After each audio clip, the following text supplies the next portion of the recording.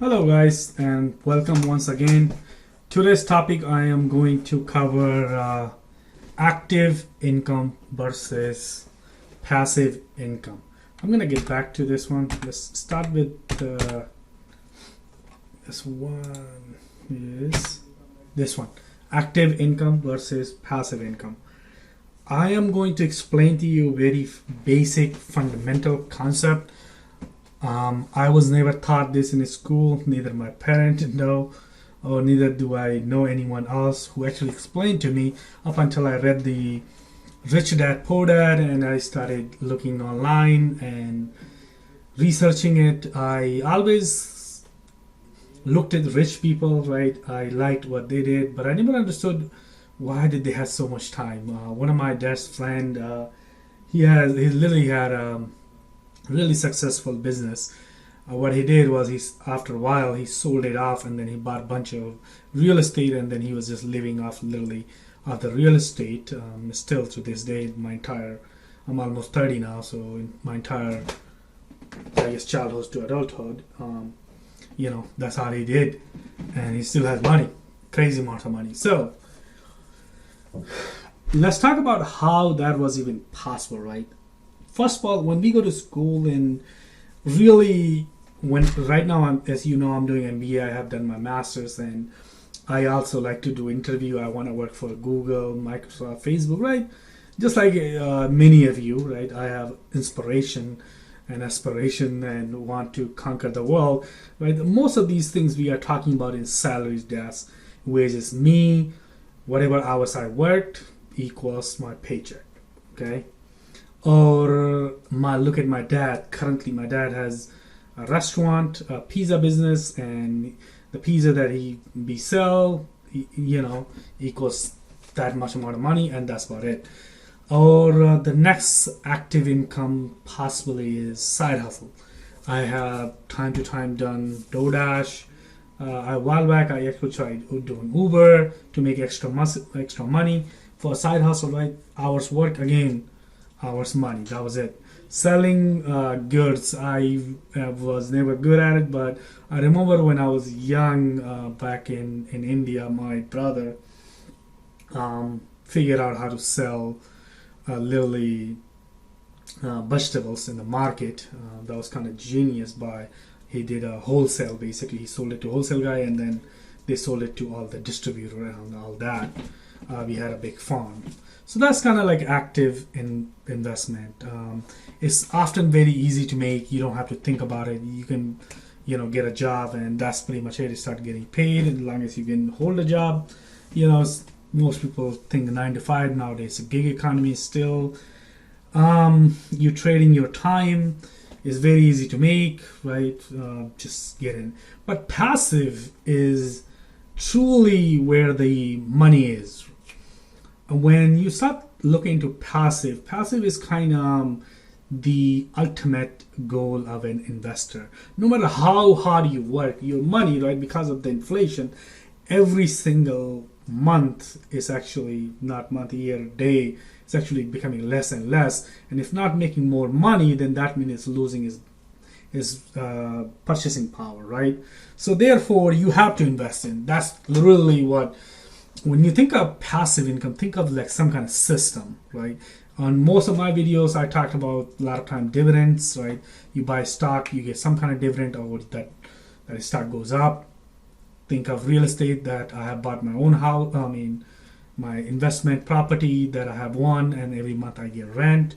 I get interest for putting in money into saving account, although it's not much, right? It's even less than the inflation rate. So I do not at this point have any royalties, which you can think of it maybe one day if this YouTube channel picks up, maybe a lot more people, I have a lot more viewers, people will actually start giving me royalties or some kind of, I guess I'll write a book or something.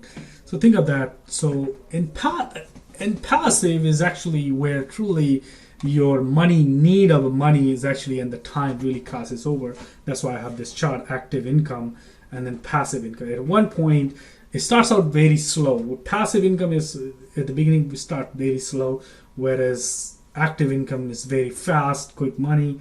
make a lot. Beginning, you make decent money, but once you start getting passive, eventually it increases. So if you look at your grandfather, your father, anybody else rich person, you look at it, think of how they value their time, right? Because they have a lot of money now, they can afford to do all of those hobbies and stuff. So they buy back their time. That's because they have now passive income, or their money is making more money, or they no longer need as much money because they are able to escape the rat race with having some form of system in place that ensures that they have continuation making of money. It's Let's look at this one. Linear income versus a usual income. This is a chart that I got it off of Rich Dad Poor Dad. He had 4 quadrants, right? E, S, B, I. E is for employee, S for self-employed, B is for business owner, big business owner, I is investor. I personally been an employee. I personally been self-employed myself. I've never been big business because I haven't crossed it, but I also been dabbling in investors. So you could be in all 4 at the same time, depending on where do you fall in the spectrum. So when you are employed right now, I work for an employer who pays me my paycheck. So I trade my 9 to 5 for $1, right? I literally have no leverage outside of that, and that's the claim. If my employer does not pay me for hours I work, I can take them to court, but they're only legally liable to pay me that amount of money. That's it.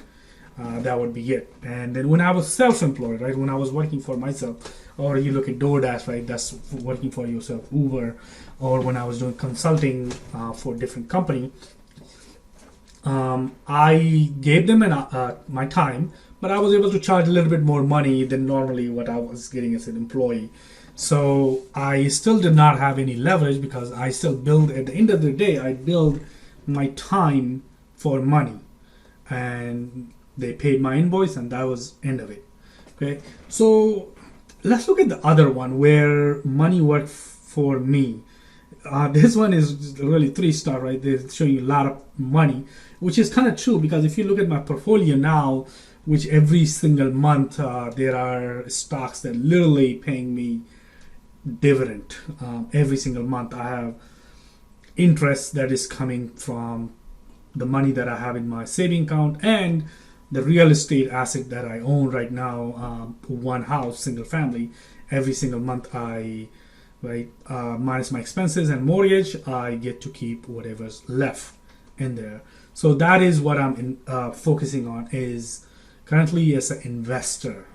That is what I would recommend you should focus on too, because it's a lot easier while you're working, trading your 9 to 5, and you get that money, save some of your money at minimum 10% and invest that however you like and become an investor.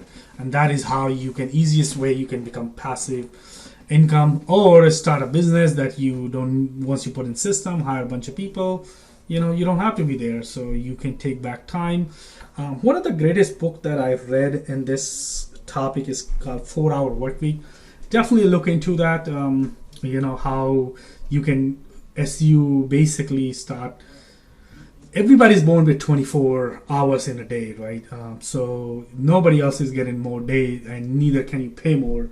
And eventually, if you all gonna get old, therefore, valuing our time should be the most important thing, and don't let anyone else just waste your time, or you're minding their business, right? Or you're investing majority of your days and night working for somebody else while you could have worked on your dream, right? You cannot work on your dream if you don't think about it and if you don't have time for it. So that's kind of the whole point of active versus active versus passive income. Or the next way to look at it is like being financially independent, right? You technically don't want to retire if you're in your 20s, but you definitely don't want to be in crazy amounts of debt that if one day you get sick or you just want to take off, you can't, because without that paycheck, you have everybody coming down on you. So think about that. Thank you very much.